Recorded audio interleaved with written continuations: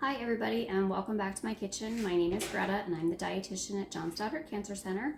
So last session I had lots of requests for cold soup and the other theme for this session is what is readily available in my garden. So we're going to put that together because I have about 10 pounds of tomatoes and we're going to make gazpacho. So I found a really easy gazpacho recipe. It's very basic, but you can tweak different items in the recipe to make it sort of unique to you. So we're going to start by, we're going to have to run it through a blender. It is a blended soup. You don't need a fancy blender. I just have a traditional blender here and that will work just fine. We're going to start by putting the veggies in and chopping them through, and then I'll show you how we're going to make this really nice and creamy. So we're going to start with about 2 pounds of ripe tomatoes. I have assorted cherry and grape tomatoes in my garden right now, so I'm using up a whole bunch of those, and I actually weighed this and it is 2 pounds. So I'm going to just put those in, just like that. Ooh, I lost one. All right.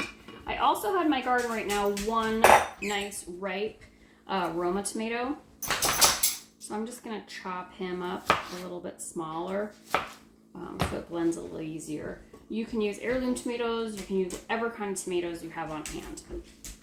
All right, so the next thing we're going to do is cucumber. So about 8-inch long cucumber. This is a regular cucumber right out of my garden. But we do want to peel it and seed it because we don't want all those bits in here. So I'm going to peel it.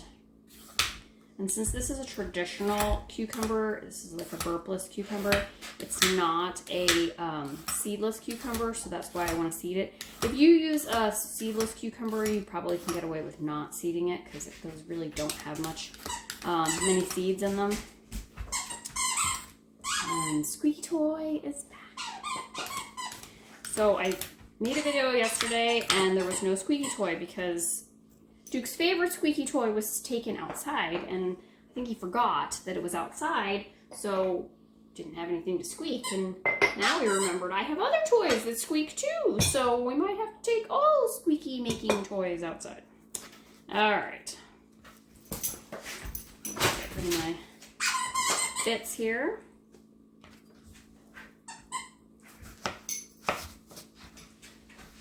And I'm just going to run my knife down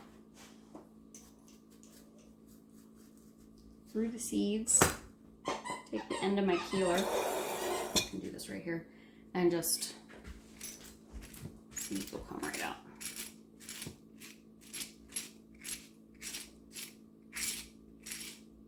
If anybody uses the end on their peeler, that's what it's really for, is for seeding. That's why sometimes you have that pointed end on there. This half has a lot of seeds in it.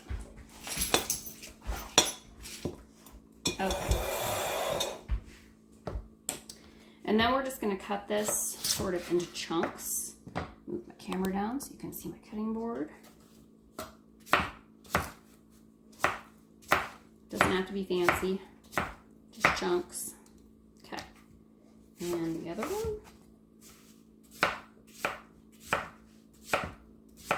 Now because I'm using a traditional blender, I might have to do some blending in batches. So this all fits. But I'm going to do my chopping first. All right, so it says a small onion. And you can use yellow or white or red, it doesn't matter. I had 3 little teeny tiny onions from my garden, so I'm using them up. I kind of saved all my bits of things. Bits of things always end up in soups or stocks. Okay. We need 1 clove of garlic.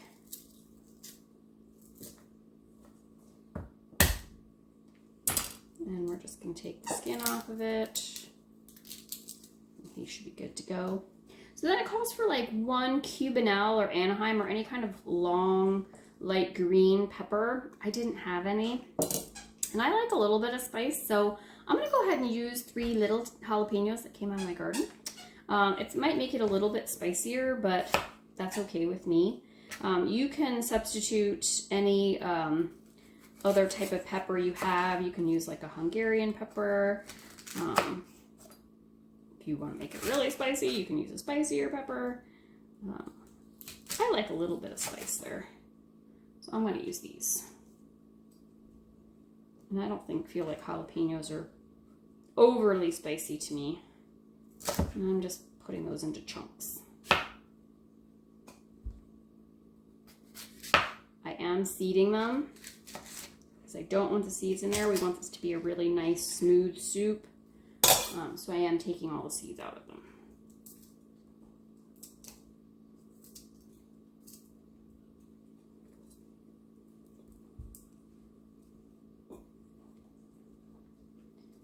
And I'm doing one more.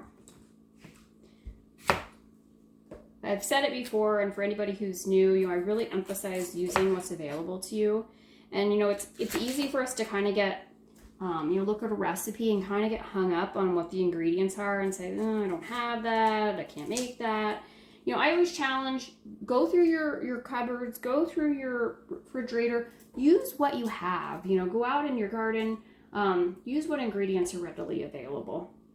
It reduces waste, and then you can really make it yours. Recipes are just a guide. All right, so what I'm going to do, I'm going to blend these tomatoes down to make a little bit more room, and I'm going to come right back and show you what it looks like. Okay, so I blended down my tomatoes to help make a little bit more room so I could fit my other ingredients in. So I'm going to throw in the rest of the veggie. If you're lucky and you have a nice big Vitamix, you can probably fit it really easy. But this is just a traditional blender, and I'm hoping it just fits.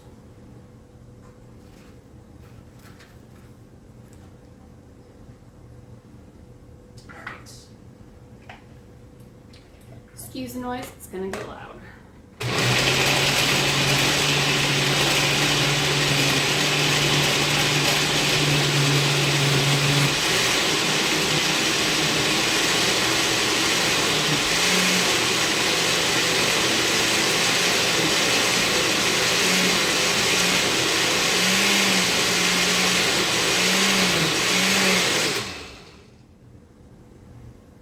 Ooh, that's looking beautiful.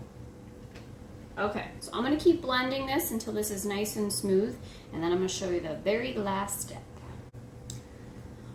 Okay, so the trick to making your gazpacho really, really creamy is to drizzle in the olive oil really nice and gradually while it's running. So if you have to make a little bit of room in your blender, that's fine. Just take a little bit out so you have room for your half cup of olive oil. I am first going to add, I'm just going to add a teaspoon of salt in there to make sure it's seasoned. So your cap should come off of your blender so that you can do drizzling. Hopefully I don't make a huge mess. We'll see. I'm going to put my cap on for just a second. So this is sherry vinegar. And this kind of brightens the whole thing up by adding the sherry vinegar in there. So I'm going to start it. Have it on low.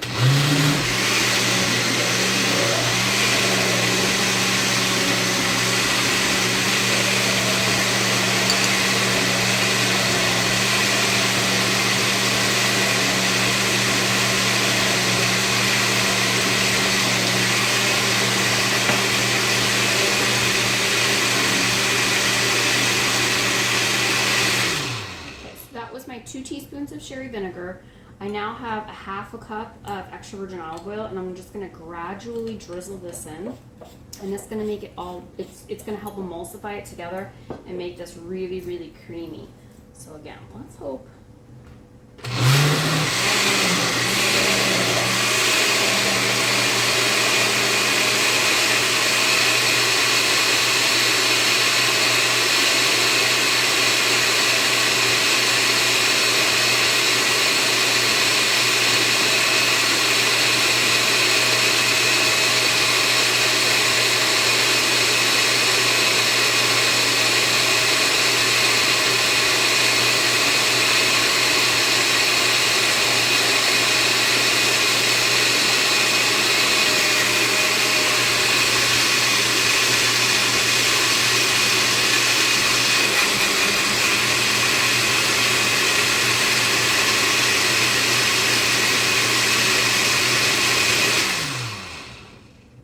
Turns this beautiful like peachy color.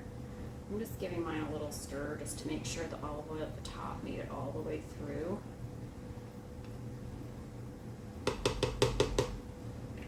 Oh, and it smells good too. All right, I'm gonna give it a little.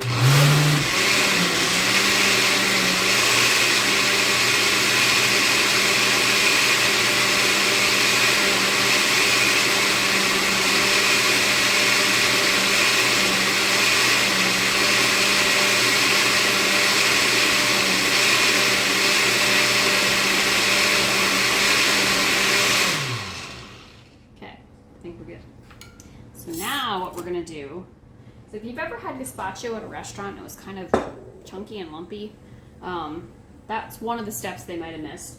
This is another step that they may have missed. So we're just gonna run it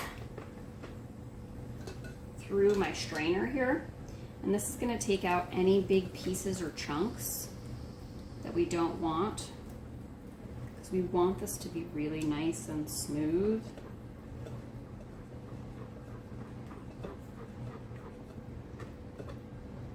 If you don't mind being it a little bit thicker and having any pieces in it, you can skip this step, but it's kind of like a nice extra step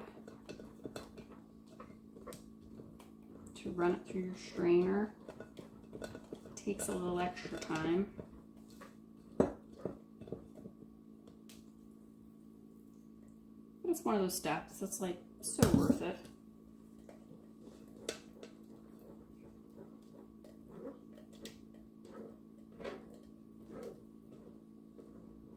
To make the perfect gazpacho.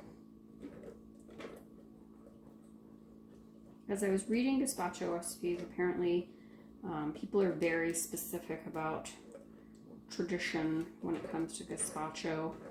You know, and everybody insists their recipe is the most traditional, but I always think you can make your own traditions, make the recipe your own, do it your own way.